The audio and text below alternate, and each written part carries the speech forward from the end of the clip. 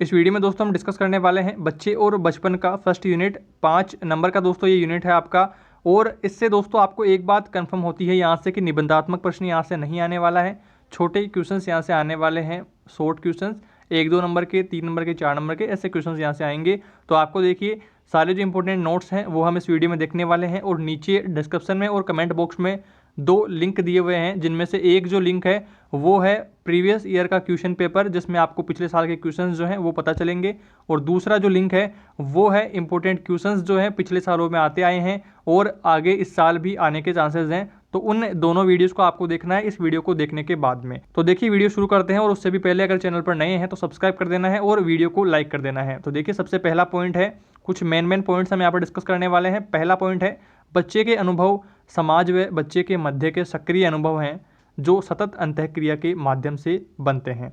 बचपन में बालक कल्पना के सागर में घूमता है और बड़े होने पर वह क्या बनना चाहता है इस पर विचार करता है। हम सब ने भी बचपन में ऐसा ही किया था। विपरीत परिस्थितियों में भी बच्चे तर्क करने, कल्पनाएं करने, खेलने व हर परिस्थिति में आनंद लेने वाले स्वभाव को नहीं छोड़ पाते हैं। बच्चे अपने आसपास के परिवेश से स्वयं सीखते हैं और तर्कशील और बुद्धिमान बनने के साथ साथ निडर भी बच्चे होते हैं। आपने देखा होगा बच्चे जो हैं वो सांप पकड़ लेते हैं, उनको पता नहीं होता कि सांप काट लेता है तो हमें हमारी मौत भी हो सकती है, तो ऐसा पता नहीं होता है, तो वो निडर होते हैं, कुछ भी कर सकते हैं। बाल छवि निर्माण में माता पिता, परिवार, संगति, समाज आदि का प्रभाव पड़ता है।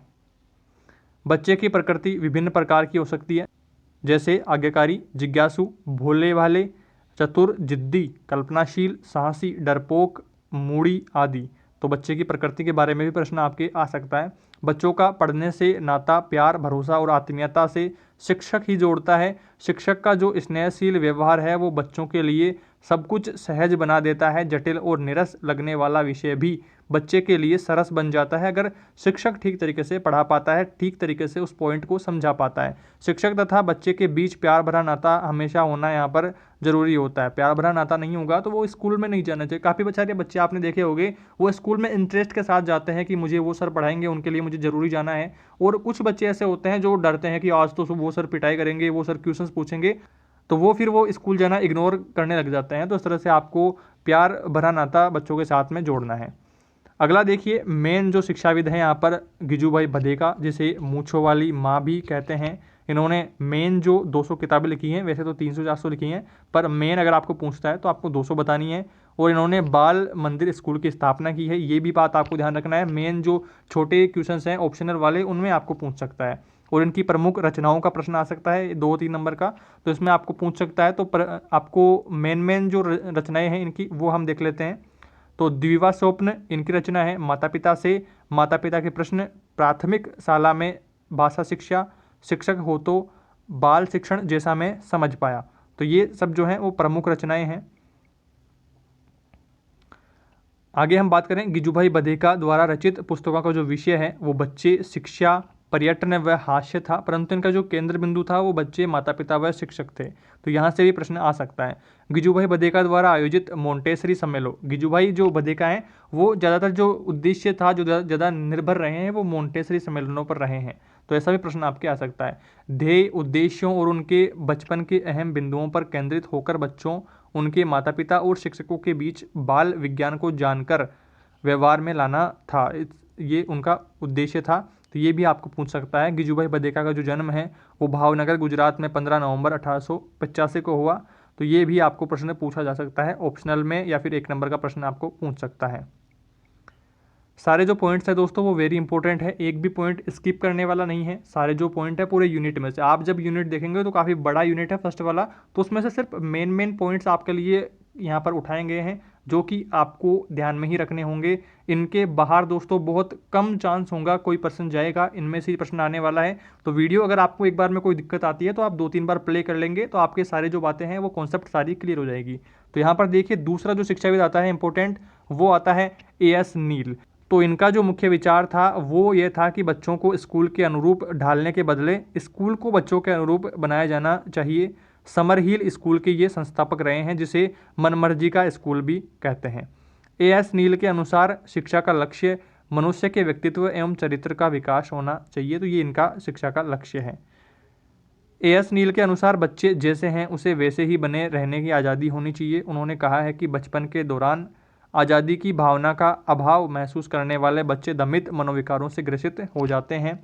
बचपन अर्थात शैशवावस्था तथा बाल्यावस्था तक के काल में बालक एक गीली मिट्टी की भांति होता है, जिसे कोरी स्लेट की संज्ञा भी दी जा सकती है। इस अवस्था में यदि प्रतिबंधित किया जाएगा तो वे घोर निराशा के अंधकार में जा सकते हैं। तो इस तरह से बच्चों को ऐसा परिवेश देना चाहिए जिसमें वो खुद अपने नियम बनाएं। तो ऐसा जो विचार था वो एएस नील का था। ये भी आपको प्रश्न पूछा जा सकता है। आगे जो अगला शिक्षाविद है इंपॉर्टेंट, जॉन होल्ट है। ये तीनों दोस्तों इंपॉर्टेंट है। इन तीनों में से एक ना एक का प्रश्न जो है वो हर बार परीक्षा में पूछा जाता है। तो जॉन होल्ट के अनुसार बच्चों के लिए सबसे बुरा यह था कि बच्चों को वहीं पढ़ना पड़ता था जिसमें उनकी रुचि नहीं थी। जॉन होल्ट की लोकप्रिय पुस्तकों की जब बात करें तो दो पुस्तकें इनकी लोकप्रिय रही हैं, बच्चे असफल कैसे होते हैं और बच्चे कैसे सीखते हैं। और इनके जन्म का प्रश्न भी आपके ऑप्शनल पूछ सकता है। तो इसमें आपको लिखना होगा 14 अप्रैल 1923 को इनका जन्म हुआ। आगे देखिए अगला पॉइंट है, जॉन होल्ट के अनुसार बच्चे स्कूल में इसलिए उबते हैं क्योंकि जो कुछ उन्हें स्कूलों में करने को दिया जाता है वह सब बेहद निरर्थक और निरस होता है। बच्चों से रखी जाने वाली अपेक्षाएं नितांत सीमित होती है, जबकि बच्चे की मेधा, उनकी प्रतिभा और उनके गुण असीमित होते हैं। अगर उनको खुद की रुचि के अनुसार काम करने दें तो फिर वो उनकी जो प्रतिभा है, उनके जो गुण हैं वो असीमित हो जाते हैं। तो ये इनका मानना था। अगला महात्मा गांधी का प्रश्न भी दोस्तों कई बार पूछा गया है। महात्मा गांधी बचपन में न तो पढ़ाई में तेज थे और न ही खेलों में। वे स्वभाव से ही शांत, झेंपू और एकांत प्रिय थे। औसत दर्जे का विद्यार्थी समझे जाने की उसे जरा भी फिक्र नहीं थी, लेकिन अपनी प्रतिष्ठा के मामले में बड़े सतर्क थे। उन्हें इस बात का गर्व था कि वे अपने शिक्षकों और सहपाठियों से कभी झूठ नहीं बोलते थे। तो ये बात भी आपको ध्यान रखनी है, छोटा प्रश्न आपको पूछ सकता है। और देखिए अपने विचार प्रकट कीजिए, इस तरह का प्रश्न भी आपको पूछा जा सकता है। कई बार पूछा गया है, मैं पढ़ाता हूं पर वे सीखते नहीं। अगर आप शिक्षक हैं, एक आपको शिक्षक समझते हुए कल्पना करनी है कि मैं पढ़ाता तो हूं पर वे सीखते नहीं है, तो क्या किन कारणों से वो ऐसा हो पा रहा है, तो वो आपको लिखना है यहाँ पर।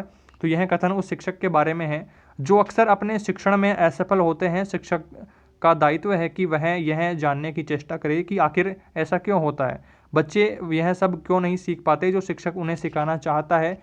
आजकल हर जगह स्कूल के स्तर को उठाने की चर्चा है। हर स्कूल उस दिशा में सक्रिय रहता है कि बच्चों को अगली कक्षा में उत्तीर्ण करने से पहले यह सुनिश्चित कर लें कि जो कुछ उन्हें जानना चाहिए उसे बच्चों ने जान लिया है या नहीं। परीक्षा से पहले वे बच्चों को सब कुछ जानने के लिए बाध्य करते हैं, जिससे बाहरी तौर पर वह लगने लगे कि सब जानते हैं जो वास्तव में वे जानते नहीं।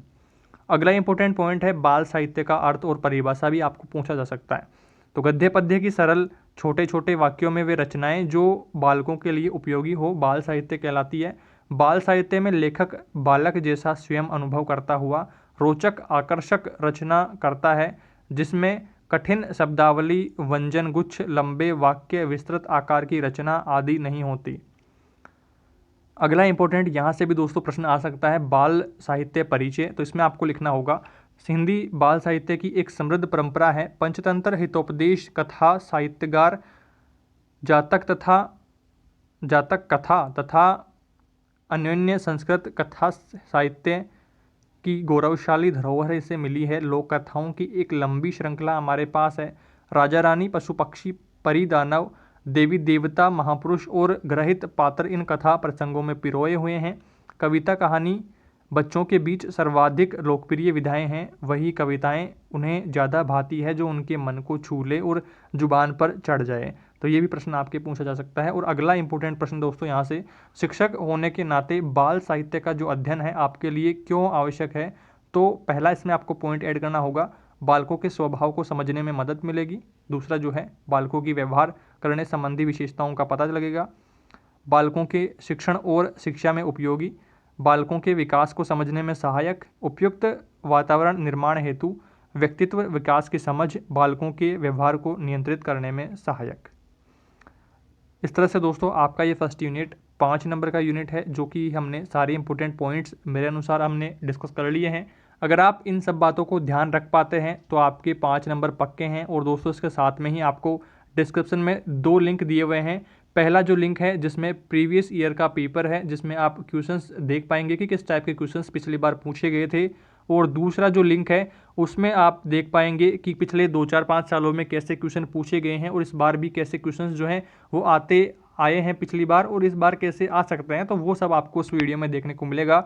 अगर आप इन तीनों वीडियो का कॉम्बिनेशन जो है, ये वाला वीडियो, ये फर्स्ट वाला, ये तीनों जो वीडियो हैं जो अभी चल रहा है और ये दोनों वीडियो, इन तीनों वीडियो को आप एक बार अच्छी तरह से देख लेते हैं तो ये 5 नंबर आपके दोस्तों पक्के हो जाते हैं। कोई भी इनमें से आपका 1 नंबर भी कम नहीं करने वाला है। इस वीडियो में दोस्तों इतना ही। जल्दी मिलेंगे एक नई यूनिट के साथ। तब तक दोस्तों आपको वीडियो लाइक करके, चैनल अगर आपने सब्सक्राइब नहीं किया है तो सब्सक्राइब कर लेना है और जो मैंने आपको काम बताया है ये सारे वीडियोस आपको देख लेने हैं जिससे आपके 5 नंबर पक्के हो जाएं। Thank you.